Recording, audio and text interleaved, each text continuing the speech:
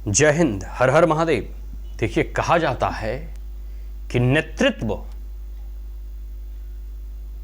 विरासत से मिल सकती है। नेतृत्व विरासत से आपको मिल सकती है, लेकिन लोकप्रिय नेता आप अपने दम पर ही बनेंगे। नेतृत्व विरासत से मिल सकती है, लेकिन लोकप्रियता और लोकप्रिय नेता आप अपनी मेहनत और काबिलियत के दम पर ही हासिल कर सकते हैं। राजनीति में विरासत की परंपरा खास करके लोकतांत्रिक व्यवस्थाओं में अच्छी नहीं है। ये शाही परंपरा से अलग व्यवस्थाएं हैं। जो राजतंत्र की व्यवस्था थी कि राजा के बाद उसका बेटा ही उसका उत्तराधिकारी होगा, वो परंपरा इसमें नहीं है। वो परंपरा, वो परिपाटी इससे हटा दी गई है। लेकिन आप जो है इस बात को समझिए कि भले ही हम लोकतांत्रिक व्यवस्था में जी रहे हैं या लोकतांत्रिक मूल्यों को मान रहे हैं, लेकिन आज भी वर्तमान परिदृश्य में भी आप देखेंगे कि यहां भी शाही परंपरा कायम है। राजा का बेटा राजा बनता है, विधायक का बेटा विधायक बनता है, मंत्री का बेटा मंत्री बनता है। इसके दो तर्क दिए जाते हैं। एक तो कि क्या जो नेता और मंत्री, विधायक या प्रधानमंत्री के बेटे और बेटियां हैं, क्या वह इस देश का नागरिक नहीं है? क्या उसको जो है चुनाव लड़ने का अधिकार नहीं है? स्वाभाविक सी बात है, वह भी इस देश का नागरिक है, उसको भी चुनाव लड़ने का अधिकार है। और विरासत में उन्हें अगर किसी प्रधानमंत्री के घर में जन्म लेने का सौभाग्य मिला है, तो इसमें उसका व्यक्तिगत दोष क्या है? यह बात भी तार्किक है, सही है, इसमें कोई गलती उसकी नहीं है। नेता मंत्री के बेटे बेटियों को भी राजनीति में आने का हक है। राजनीतिक विरासत या धरोहर अगर उन्हें विरासत में भी मिली है, फिर भी उनका कोई दोष नहीं है। ये बातें तार्किक है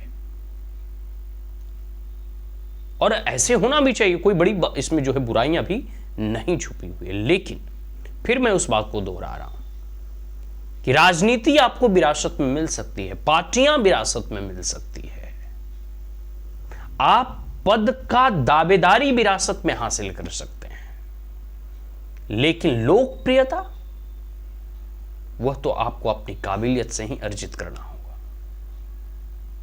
जो लोकप्रियता है वह आपको अपनी काबिलियत से ही और मेहनत से ही अर्जित करना होगा।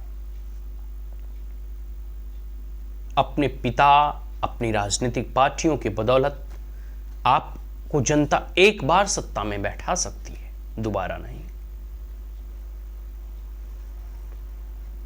खैर, यह लोकतंत्र है। इसमें दूसरा तर्क यह भी है, दूसरे पहलू यह भी है कि लोकतांत्रिक व्यवस्थाओं में सभी को चुनाव लड़ने का भी अधिकार है, सभी को राजा बनने का भी अधिकार है, सभी को राजनीतिक पॉलिटिकल पार्टियां बनाने का भी अधिकार है, सभी को चुनाव लड़ने का भी अधिकार है, और एक ग्राम प्रधान से लेकर प्रधानमंत्री पद पर भी बैठने का अधिकार है। ये सारे अधिकार सभी नागरिकों के भी हैं। यह भी इसके एक आयाम है, एक पहलू है।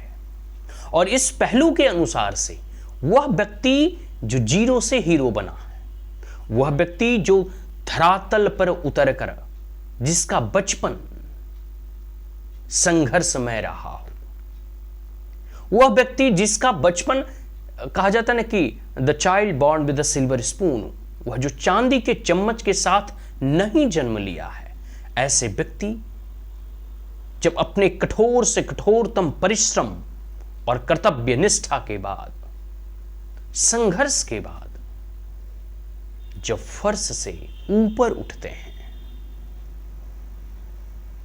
वह नेता, वह व्यक्ति अधिक लोकप्रिय होता है। और अनगिनत ऐसे उदाहरण आपको देखने को मिलेगा।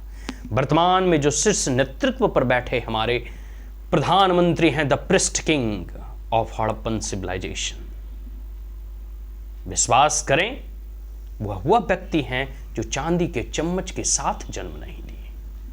वह व्यक्ति हैं जो सामान्य घरों में पैदा हुए, जिनकी राजनीतिक बैकग्राउंड में कोई भी राजनेता या पॉलिटिकल लीडर्स नहीं है, ना ही बड़े बिजनेसमैन के घर में पैदा हुए। वो अपनी काबिलियत के बदौलत, मेहनत के बदौलत परिश्रम के दम पर, संघर्ष के दम पर, अपने तपोबल के प्रभाव से आज वह उस मुकाम को हासिल किया है जिसे हासिल करने के लिए कांग्रेस के युवराज आज भी दर दर की ठोकरें खा रहे हैं। राहुल गांधी को क्या है, राजनीति विरासत में मिली। उनके घर में 3-3 प्रधानमंत्री हैं। पार्टी विरासत में मिली। सुख सुविधाएं, ऐशो आराम, सभी चीज उन्हें मिला। फिर भी आज वह अगर उस पद के से अभी कोसों दूर हैं तो इसमें दोष उस व्यक्ति का है क्योंकि वह उसके काबिल नहीं है। और जब आप में काबिलियत नहीं होता है, जब आप में वह क्षमता नहीं होता है, जब आप उतने कर्तव्य परायण नहीं होते हैं, जब आप जो है संघर्ष करना नहीं चाहते, आप चाहते हैं कि यह राजा का परंपरा बना रहे। यह लोकतंत्र है साहब, यहां जनता राजा बनाती है, जनता निर्णय लेती है कौन हमारा राजा होगा। यह जनता के ऊपर है और यह डिसाइड वोट से होता है। नरेंद्र मोदी के ऊपर या चुनाव आयोग के ऊपर यह झूठे आक्षेप लगा देना कि वोट चोरी हुआ है बड़ा सरल है, लेकिन फिर भी इससे जनता आपसे जुड़ेगी नहीं। बेहतर होता राहुल गांधी 3 प्रधानमंत्री के चुनाव हारने के उपरांत वह सड़कों पर उतरते, जैसे आज प्रशांत किशोर पदयात्रा कर रहे हैं। इन्होंने भारत जोड़ो यात्रा चला, अधिकार यात्रा निकाला, लेकिन यह 10 और 15 और 2 महीनों की यात्राओं से आप पूरे भारतवासियों के दिलों को जीत लेंगे, ऐसा नहीं है। और यही कांग्रेस पार्टी और यही राहुल गांधी और युवराज को सत्ता विरासत में मिली, कुर्सी विरासत में मिली, पद की दावेदारी विरासत में मिली। तो जब आपको इतनी चीजें विरासत के लाभ मिल रहे हैं तो विरासत के साथ साथ कांग्रेस पार्टी और युवराज को भ्रष्टाचार के आरोपित पार्टी मिला। चाहे 2G हो, व्यापम हो, कोलगेट हो, कॉमनवेल्थ हो, अनगिनत ऐसे भ्रष्टाचार के भी दंश इनके मथे गढ़े हैं, क्योंकि कांग्रेस पार्टी ने इन 65 सालों में देश का जो बुरा हाल किया है, इसका परिणाम तो इन्हें भुगतना ही होगा। और यही कारण है कि आज युवराज दर दर की ठोकरें खा रहे हैं। वही है कि नाचना आबे आंगन टेढ़ा, चुपचाप चुनाव आयोग के ऊपर जो है दोष मढ़ लो, बस बात खत्म हो। राहुल गांधी को चाहिए कि अपने अंदर वो क्षमता विकसित करें, वो लोगों से मिले, लोगों से जुड़ें, तब जाकर जनता उन्हें सपोर्ट करेगी और वोट करेगी। मोदी जी आज भी 75 साल पूरा होने के बावजूद भी सुबह 6 बजे से लेकर रात्रि 11-12 बजे तक निरंतर जीवन का उन्होंने एक एक क्षण इस देश को समर्पित कर दिया है। ऐसे ही कोई नहीं प्रधानमंत्री बन जाता, ऐसा ही कोई नहीं इतने दिनों तक जो है सत्ता में बने रहते हैं। सत्ता में बनने के बावजूद भी एक भी छुट्टियां नहीं ली। सत्ता में इतने दिनों के पॉलिटिकल ऑफिस में बने रहने के बाद भी एक भी जो है भ्रष्टाचार के आरोप नहीं लगे।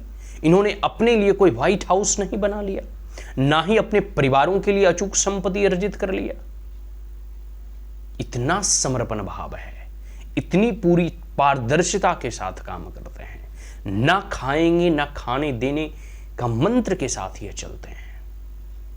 पूरे राजपथ को कर्तव्य पथ में तब्दील कर दिया, कर्तव्य भवन का निर्माण करवाया, सिंगौल की स्थापना की, धर्म और संस्कृति को बढ़ावा दिया, भारत और राष्ट्रीय सुरक्षा नीति पर बल दिया, नई शिक्षा नीति बनाई, नई टैक्स रिफॉर्म किए। अनगिनत ऐसे अथक प्रयासों के कारण जो है यह संभव हो पाया है कि 3 बार कमल खिला है। यह यात्रा इतना सरल नहीं था।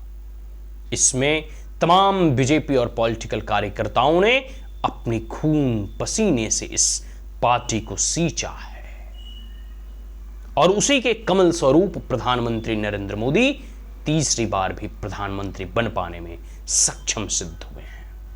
इस 75 साल का युवा आज भी 3 बार लगातार चुनाव जीतने के बावजूद भी, चाहे राज्य का चुनाव हो, बाई इलेक्शंस हो या लोकसभा के चुनाव हो, हर जगह आपको यह प्रचार करते हुए दिखाई देंगे। आज भी यह 56 इंच का सीना लेकर दहाड़ते हुए दिखाई देते हैं। आज भी जनसंवाद करते हुए दिखाई देते हैं। आज भी रेडियो और प्रेस कॉन्फ्रेंस करते हुए दिखाई देते हैं। इनकी मेहनत में कोई कमी नहीं आई है, तब यह सत्ता में बरकरार है।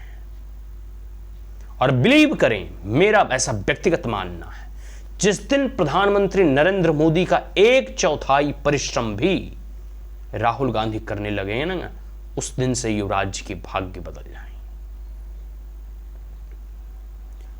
चुनाव आयोग या झूठे आरोप लगाकर, संवैधानिक संस्थाओं को बदनाम करके कांग्रेस पार्टी को अगर यह लगता है कि वह आने वाले 2029 या 2034 के चुनाव में सत्ता हथिया लेंगे, तो ये असंभव है।